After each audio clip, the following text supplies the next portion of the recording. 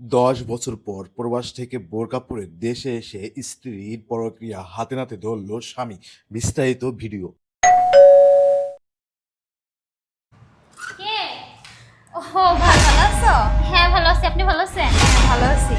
আপনার সাথে এইটা কেউ না কিছু ছিলাম না। আরে ভাবি, ওই যে তুমি বলছিলে না কাজের লোকের দরকার, এখন তুমি তো জানোই আমার বাসায় একটা কাজের লোক অলরেডি আছে, তো উনি কাজের জন্য আসছে। আর তোমাদের তো কাজের লোকের প্রয়োজন আছে, হ্যাঁ আসলে আমার কাজের লোকের অনেক প্রয়োজন। এই জন্যই তো আমি ওনাকে নিয়ে আসছি। এই তুমি সব কাজ কাম করতে পারো তো? আচ্ছা যাই হোক, রান্না বান্না করতে পারো? আরে ভাবি, তুমি টেনশন নিও না, ও সব পারে, তুমি শুধু বলে দিবে আর টপ টপ করে ও কাজ করবে। আচ্ছা যাই হোক, তাহলে বেতনের বিষয়টা আমাদের রুমে যেয়ে আলাপ হবে না? আরে না না ভাবি, তুমি বাসায় নিয়ে কেন বেতনের বিষয়টা আলাপ করবা? এখানেই করো না, আর তুমি যে বেতনে দিবা না কেন ও সেটাতেই কাজ করবে, ওটা নিয়ে সমস্যা নাই। আচ্ছা ঠিক আছে, তাহলে তো কোনো কথাই নেই। কিন্তু এভাবে বোরকা পরে এসেছে কেন? আরে ভাবি, তুমি জানো না ও খুব পদ্মাশীল একটা মেয়ে, জানো? ও সবসময় পর্দা পরে এরকম শালীনতা বজায় রেখে 5 ওয়াক্ত নামাজ পড়ে ও চলাফেরা করে। তোমাকে একটা ভালো মেয়ে এনে দিয়েছি ভাবি। আচ্ছা ঠিক আছে, কিন্তু রান্না বান্নার কাজ, সমস্ত কাজ কাম কি এরকম বোরকা পরেই করবে নাকি? আরে ভাবি, তোমার কাজ হইলে হচ্ছে, ও যেভাবেই থাকুক না কেন, ওইভাবে থাকলে তো আমাদেরই ভালো, তাই না? হ্যাঁ ঠিকই বলেছো। তাছাড়া আমার হাজবেন্ড আছে, যদি বোরকা টোরকা পরে থাকে তাহলে আমার জন্যই আরো সুবিধা হবে। তাহলে আচ্ছা ঠিক আছে, এই তুমি তাহলে ঘরে চলো। ভাবিকে বসবেন না আসবেন? ভাবি, আমি আর বসবো না, সময় নষ্ট করে লাভ নাই। তোমাকে যখন আমি একটা কাজের লোক দিয়ে গেছি, তুমি মনের মতো করে তারে গোছাই নিয়ে বুঝাই দিও কাজ, আমি গেলাম। হ্যাঁ, আচ্ছা ঠিক আছে, এই চলো ভিতরে চলো। আর কোনো সমস্যা হলে বলো ভাবি আমাকে। আমি তোমার স্বামী থাকতে আবার নতুন করে স্বামী বানিয়ে বাসায় রাখছো। আজকে তোমার কপালে দুঃখ আছে। আসো, ভিতরে আসো। এই এই, আরে কি বলছো, শোনো না। আরে কি হয়েছে আবার? আরে উঠো না, দেখো না কাকে নিয়ে এসেছি। আসলে তুমি না, গতকালকে রাত্রে আমরা রোমান্স করছি, কত ক্লান্ত ছিলাম, আমি একটু রেস্ট করব, তুমি তা না করে ডিস্টার্ব করতেছো তুমি আমাকে। আরে যাতে আর ডিস্টার্ব না হয় সেই ব্যবস্থাই তো করেছি। দেখো তুমি কাকে নিয়ে এসেছি। আরে এইটা আবার কাকে নিয়ে আসছো তুমি? আরে ওই যে ভাবি আছে না, ভাবিকে বলছিলাম যে আসলে আমাদের তো বাসায় অনেক কাজ থাকে, আমি তোমাকে ঠিকমতো সময় দিতে পারি না, এর জন্য একটা কাজের লোকের ব্যবস্থা করতে বলছিলাম। এই তো দেখো, একটা কাজের মেয়ের ব্যবস্থা হয়ে গেছে। এখন থেকে এই মেয়ে সব কাজ করবে, আর আমি শুধু সারাদিন তোমাকে সময় দিব। ও আচ্ছা, তাই বুঝি। হ্যাঁ। এখন তো তাহলে খুব ভালো হয়েছে, তোমার সাথে খুব ভালোভাবে সময়টা কাটাতে পারবো। ওয়াও। এই তুমি এখানে দাঁড়িয়ে আছো কেন? শোনো, তুমি আগে গিয়ে এই কাপড়গুলো কেচে দাও, তারপর তুমি কিচেনে গিয়ে যা যা আছে ফ্রিজে ভালো মন্দ সব কিছু রান্না করো। কি পারবে তো? আচ্ছা ঠিক আছে, যাও তাহলে তুমি রান্না করো। ভালোই হয়েছে, এখন থেকে শুধু তুমি আর আমি, আমরা দুজনে একান্ত সময় কাটাবো, আর কাজের মেয়ে সব কাজ করবে। ঠিক বলছো, যাও। ভালো করে কাচবে কিন্তু, কাপড় চোপড় জানি কোনো নোংরা না থাকে, একবারে সুন্দর করে ধুবে। সি সি, আমার স্ত্রী এই কাজটা করতে পারবে আমি কখনো ভাবতে পারিনি। আমি 10 বছর প্রবাসে থাকি আর আমার স্ত্রী নতুন করে স্বামী বানিয়ে বাসায় রাখছে, তার সাথে আমার বেডরুম সময় কাটাচ্ছে। সি, সেসব কাপড় আবার আমাকে দিয়ে ধোয়াচ্ছে, এটা কি? আয় হায় আল্লাহ, এটা দেখার আগে আল্লাহ তুমি আমাকে মৃত্যু দিলে না কেন? আল্লাহ, কার জন্য এত প্রবাসী মাটিতে পরিশ্রম করলাম, কষ্ট করলাম, আজকে সেই স্ত্রী অন্য একটা পুরুষকে নিয়ে সময় কাটাচ্ছে। ছি। যাক, খুব ভালো কাজ করছো, কাজের মেয়েটাকে নিয়ে আসছো। এখন তো আমাদের রোমান্স করতে কোনো সমস্যাই হবে না। এর জন্যই তো নিয়ে এসেছি। যাই হোক শোনো, এখন থেকে তুমি আর আমি শুধু রোমান্স আর রোমান্স। কাজের মেয়ে কাজের মেয়ের মতো সারাদিন কাজ করবে, আর আমি শুধু তোমার সাথে সময় দেব। হ্যাঁ, ঠিকই বলেছো। আসো না, আরেকটা কথা, হ্যাঁ। আমার না জান 10 লক্ষ টাকা দরকার। ওই যে ওই পাশে একটা জমি কিনবো বুঝছো, সেখানে না 10 লক্ষ টাকা, প্লিজ 10 লক্ষ টাকাই তো একটু ম্যানেজ করে দিও। তুমি সেদিনই তো 5 লাখ টাকা নিলে, এখন আবার 10 লাখ টাকা। আচ্ছা যাই হোক, তুমি টেনশন করো না, আমার বিদেশে তো একটা মেশিন আছে, ও টাকা দিবে, আমার কি সমস্যা, ও টাকা দিবে। সেই টাকা দিয়ে আমরা জায়গা সম্পদ করব, বাড়ি গাড়ি করব, করে ওকে, ওকে যখন ও দেশে আসবে না, ওকে তখন তালাক দিয়ে দিব। আর আমি তোমাকে বিয়ে করে সারা জীবন তোমার সাথে সুখে শান্তিতে সংসার করব। হ্যাঁ জান, তুমি ঠিকই বলেছো, আর আমি তো তোমারই, বিয়ে তো আমি তোমাকেই করবো। হ্যাঁ, কিন্তু জায়গা সম্পদগুলো যা করবে সবকিছু তোমার নামে করবে, কারণ আমার না তোমার উপরে অনেক বিশ্বাস আছে। আমি জানি তুমি কখনোই আমাকে ঠকাবে না। আরে ও তো একটা ব্যাককল, ও যদি ব্যাককলই না হতো তাহলে দেখো, আমি যখন যখন টাকা চাই তখন তখন টাকা দিয়ে দেয়। লাখ লাখ টাকা আমাকে দিচ্ছে, কতটা বিশ্বাস করে আমাকে। কিন্তু ও তো জানে না ওর বিশ্বাসের ঘরে আমি আগুন ধরিয়ে দিয়েছি। আর শুনো, তুমি যখন যা লাগবে শুধু আমাকে বলবে, আমি ওর কাছ থেকে নিয়ে নেব। আরে বোকা, তুই তো এটা জানিস না যে এখান থেকে আমরা শুধু টাকা পয়সাগুলো হাতিয়ে নিয়ে আমরা দুজন তো পালিয়ে যাব, পালিয়ে গিয়ে ওকে ডিভোর্স দিয়ে দিব। আর শুনো, এই জায়গা সম্পদ আর এই যে এই বাড়িটা আছে না, এই বাড়িটা শুধু একবার আমার নামে হয়ে যায়, তারপরে আমি তোমাকে বিয়ে করব। বুদ্ধিটা ভালো না? হ্যাঁ, খুব সুন্দর বুদ্ধি। আরে আমি তো মনে মনে এরকমই একটা বউ চেয়েছিলাম। জান, আরেকটি কথা, এই যে আমরা দুজনে বিয়ে ছাড়া সময় কাটাই, আড্ডা দেই, রোমান্স করি, এইগুলি যদি তোমার স্বামী জানতে পারে তখন কি হবে বলো তো?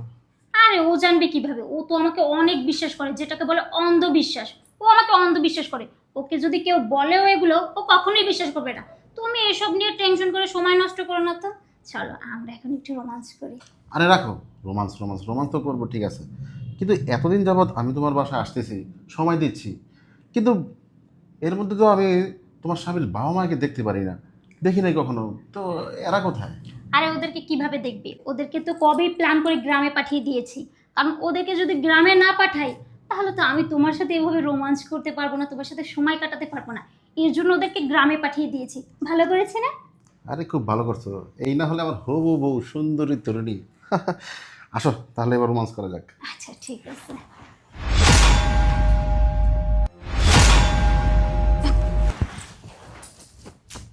কি ব্যাপার? তোকে না আমি কাজ করতে পাঠিয়েছি, আর তোর এত বড় সাহস! তুই দেখছিস যে আমি আমার হাজবেন্ডের সাথে রোমান্স করছি, আর তুই এখানে না বলে কয়ে তুই ঢুকে পড়েছিস? এই, তোর কি কোনো শিক্ষা দীক্ষা নেই? কার রুমে কিভাবে ঢুকতে হয় তুই কিচ্ছু শিখিসনি, কিচ্ছু জানিসনি। তুই কেন এসেছিস এই বাসায় কাজ করতে? হ্যাঁ, কেন এসেছিস? ভাই ছোট লোকের বাচ্চা, আমার স্ত্রী তো ঠিকই বলেছে। হ্যাঁ, তোর তো শিক্ষা দীক্ষা নাই, তোর কোন সাহস, তুই এত বড় সাহস তুই এখানে ঢুকছিস? এটা তোর স্ত্রী? এই, তুই ছেলে কোন কথা বলছিস? এই কি তুই ছেলে না মেয়ে নাকি হিজলা তুই? আমারও মনে হচ্ছে ও মনে হয় হিজলা। এই, বল তুই কে? তুই যদি না বলছিস ভালো ভালো, তোকে কিন্তু পুলিশে দিব। বল কে? আরে কথা বলছিস না কেন? আজব, বল না কে তুই, কে?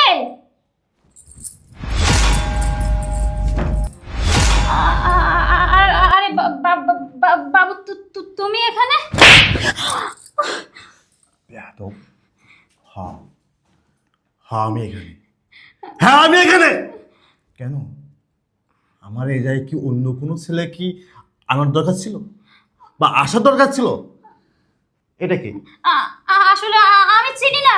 হ্যাঁ, তুই চিনিস না মানে? তুই চিনিস না মানে তুই আমাকে একটু আগে শোনালি এর নাকি তোর হাজবেন্ড, আর তার সাথে তুই রাত ভোর আমার বিছানায় তুই সময় কাটাইছিস এই ছেলের সাথে। তুই যে কাজটা করতেছিস এটা কি তোর বিবেকে একটা ফোঁটা বাধা দিল না যে আমি যেটা করতেছি এটা আমি অন্যায় করতেছি, আমি অপরাধ করতেছি, আমি আমার স্বামীকে ঠকাচ্ছি? বাবু, তুমি একটু শান্ত হও, আমার কথাটা একটু বোঝার চেষ্টা করো।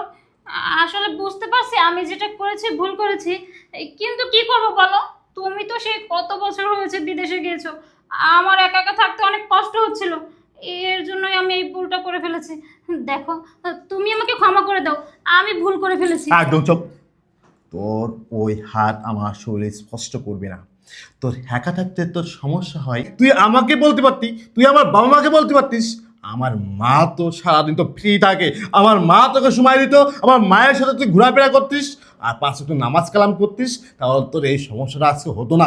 এই, আমি যে এত বছর প্রবাসে গিয়েছি, কই আমি তো তোকে কখনো ঠগাই নাই, আমি তো অন্য কোনো মেয়ের কাছে যাই নাই। আমি সবসময় না তোর কথা ভেবেছি। আমার বিবাহিত আমার একটা স্ত্রী রয়েছে, যে স্ত্রী আমাকে অগাধ ভালোবাসে, যে স্ত্রী তার জীবন ছাড়াও আমাকে বেশি ভালোবাসে। হ্যাঁ, কই আমি তো চাইলে তো অন্য মেয়ের কাছে যাইতে পারতাম, অন্য মেয়ের সাথে আড্ডা দিতে পারতাম, সময় কাটাইতে পারতাম, কিন্তু আমি তো সেটা করিনি। শুধুমাত্র তোর মুখের দিকে তাকিয়ে তোকে ভালোবেসে বিয়ে করেছিলাম এই জন্য। এই, তুই কি ভুলে গিয়েছিস? তোর অতীত ভুলে গেছিস? তুই তুই কোথায় ছিলি আর আমি তোকে কোথায় এনেছি? এই, তুই তো ছিলি গ্রামের একটা নিম্নবিত্ত ঘরের মেয়ে, সেখান থেকে আমি তোকে বিয়ে করে এত সুন্দর পরিবেশে আমি তোকে রেখেছি, আমার ফ্ল্যাটে তোকে জায়গা দিয়েছি। আজকে তোকে জায়গা দিয়েছি বলে কি তুই বাইরের থেকে একটা ছেলে এনে তুই আমার বিছানায়, আমার বেডে, আমার ফ্ল্যাটে? ছি, আমার না ভাবতে খুব অবাক লাগতেছে। আমি কখনো ভাবতে পারি নাই আমি যাকে আমার জীবনে ছাড়া বেশি ভালোবাসলাম সেই মেয়েটা অন্য একটা ছেলের সাথে সময় কাটাচ্ছি, আর সেই মেয়েটাই একটা বাইরের মেয়ের সামনে। আমি তো বোরখা পরে তোর সামনে আসলাম, এই তা তো লজ্জা করলো না? আমি যদি মেয়ে, আমি তো একটা বাইরের মেয়ে সেজে আসলাম, তাই না? তা তুই তার সামনে বলতেছিস যে তোর এই রে তোর স্বামী, আর তারপর আর নোংরা কাপড়গুলো আমার কাছে দিয়ে দিলি ধোয়ার জন্য। যাও ধুয়ে নিয়ে আসো, আমরা এখানে রোমান্স করবো। ছি, আল্লাহ না, আল্লাহ হাল দেয় কিন্তু ছেড়ে দেয় না। তুই এত বড় একটা অন্যায় করেছিস যে তোর এই মুখখানা না আমি জীবনে কখনো কোনোদিন দেখবো না। আরে তোকে বলতেছি, আমি তোদের মতন ছেলেদেরকে না আমার ভালো করে চিনা আছে। তোরা কোনোটা জঘন্য, কোনোটা খারাপ, সেটা আমি ভালো করেই হারে হারে টের পাচ্ছি।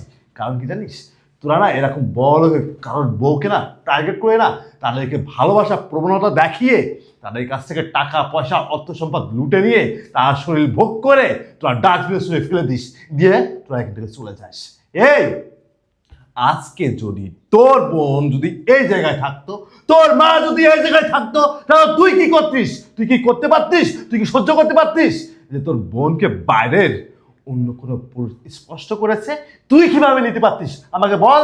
আর তুই কি বলবি? তুই তো জঘন্য, জঘন্য একটা পুরুষ, যে পুরুষ অন্যের বউয়ের সাথে সময় কাটায়। ছি, তোরা না, আমার মন চাচ্ছে এখন পুলিশে দিয়ে দিতে, কিন্তু পুলিশে দিলে তো আমার ইজ্জত সম্মান নষ্ট হবে। কারণ এই এলাকাতে না আমার একটা ইজ্জত সম্মান আছে, আমারই না ইজ্জত সম্মান নষ্ট হবে। তোকে আমি পুলিশে দেবো না, তোর বিষয়টা আমি পরে দেখতেছি। আর তোর কি বলবো, তোর সাথে তো কথা বলতেই তো আমার ঘৃণা করতেছে। এই এই তোর সাথে না আমার কথা বলতেই ঘৃণা করতেছে। আমাকে একবারের জন্য ক্ষমা করে দিলে হয় না? এই তোরকে আমি ভালোবাসা কি কোন অংশে কমতি দিয়েছিলাম রে? বল, তোর জন্য আমি কি করি নাই? তোর জন্য আমি কি করি নাই বল?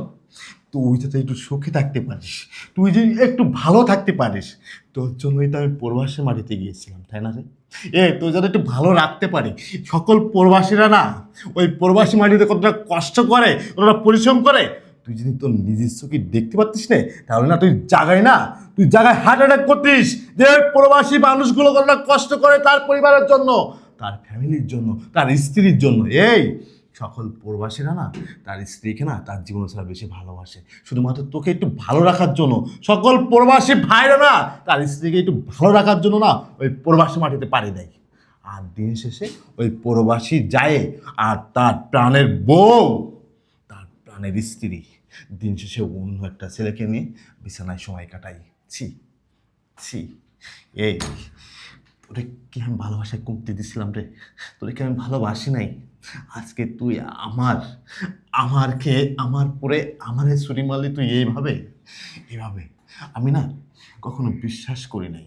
এই এলাকার অনেক মানুষ না আমাকে বলতো, ভাই আপনি তো প্রবাসে চলে গেছেন আপনার স্ত্রীকে রেখে, আপনার স্ত্রী বাইরে থেকে ছেলে এনে তার রুমে সময় কাটায়, তার একান্ত সময় কাটায়। আমি না কখনো বিশ্বাস করিনি যে আমার স্ত্রী এই ধরনের কাজ করতে পারে না, আমার স্ত্রী আমাকে ধোঁকা দিতে পারে না। এই জন্য আজকে আমি প্রবাস থেকে না এই বোরখা পরে তোর সামনে হাজির হয়েছি, শুধুমাত্র তোকে চেক দেওয়ার জন্য, তোকে পরীক্ষা করার জন্য যে আসলে আমার স্ত্রী অন্য কোনো ছেলেকে নিয়ে তার বিছানায় সময় কাটায় কিনা। আসলে মানুষ এতদিন যেটা বলেছে সেটা মিথ্যা বলে নাই, সেটা সত্য কথাই বলেছে। আজকে আমি আমার নিজের চোখে দেখেছি, আমি আমার চোখে না, আমার চোখ কখনো মিথ্যা দেখে নাই, আমার কান কখনো মিথ্যা শোনে নাই। আমি নিজের কানে নিজের চোখে সব কিছু দেখেছি। আর তোকে আর কি বলবো, তোর সাথে কথা বলার রুচিবোধ আমার আর নাই। যে স্ত্রী ঘরে স্বামী থাকার পরও পর পুরুষ নিয়ে আড্ডা দেয়, সময় কাটায়, সেই স্ত্রীকে নিয়ে না সংসার হয় না। আর তোদের মতন বিবাহিত নারীদেরকে যে ছেলেরা ভালোবাসার কথা বলে, তারা না কখনো তোদেরকে বিয়ে করতে চাইবে না, শুধু চাবে তোদের দেহ আর বিছানা, এছাড়া বেশি কিছু চাবে না তোদের কাছ থেকে। যা তুই বেরো আমার সামনে থেকে, বেরো, তোর মুখের কথা আমি আর শুনতে চাই না। যে স্ত্রী তার স্বামীকে ধোঁকা দিতে পারে সেই স্ত্রীকে না, যা, তোর সাথে কথা বলতে ইচ্ছে করতেছে, যা। আরে ছেলে, তোকে বলতেছি তুই কি আমার স্ত্রীকে বিয়ে করবি? তুই এখনো দাঁড়িয়ে আছিস কেন? এই তুই কি মানুষ না? এই তোর কি বিবেক বুদ্ধি কি নাই? সব বিবেক কি নষ্ট হয়ে গেছে? আল্লাহ পাক কি ভালো মন্দ বোঝার তৌফিক তোকে দেয় নাই? এই তুই কি মুসলমান? আমার তো দেখে মনে হচ্ছে তুই মুসলমান, কিন্তু মুসলমানের কোনো অংশ না তোর ভিতরে নাই। যা এখানে নিয়ে তুই চলে যা, যা বেরো, বেরো, দাঁড়ায় আছিস কেন? বেরো, বেরো, যা বিয়ে করে সংসার করে যা।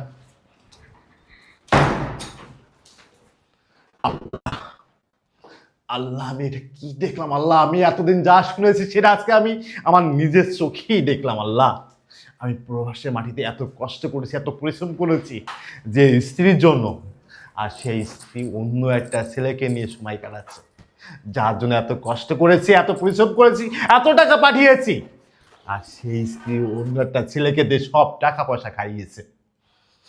আল্লাহ, এর বিচার আল্লাহ আমি তোমার কাছে দিলাম। আল্লাহ, এর বিচারটা আল্লাহ আমি তোমার কাছে দিলাম। আল্লাহ, তুমি বিচারটা তুমি করো। আল্লাহ,